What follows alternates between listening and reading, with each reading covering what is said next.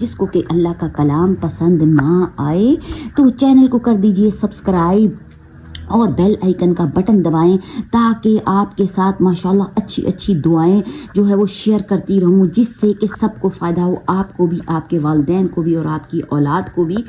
بہت زیادہ فائدہ ہوگا دعاؤں کے ذریعے سے انشاءاللہ۔ جیسا کہ پہلے بھی کہا کہ رب کا کلام ہے اور رب کے کلام میں کسی بھی مسلمان کو جناب کوئی شک نہیں ہوگا، تو چینل کو سبسکرائب کریں، لائک اور شیئر کرنا تو آپ بالکل بھی نہیں بھولیں گے۔ شیئر کرنے میں صدقہ ہو جائے گا اور لائک کرنے میں کیا ہوگا کہ آپ کا حصہ ڈل جائے گا کہ کسی اچھی چیز کو جناب آپ نے لائک کیا۔ تو ویورز دیجئے اجازت، بہن اور اس کی فیملی کو جناب دعاؤں میں یاد رکھنا ہے اس پیارے مہینے شعبان المعظم کے مہینے میں، اور جناب سب کو دعائیں دیں، سب کا خیر رکھیں، اپنے اراؤنڈس اور سراؤنڈس میں ایک دوسرے کا خیال رکھیں۔ اگر کسی نے دل توڑا ہے تو جناب اس کو کر دیجئے معاف،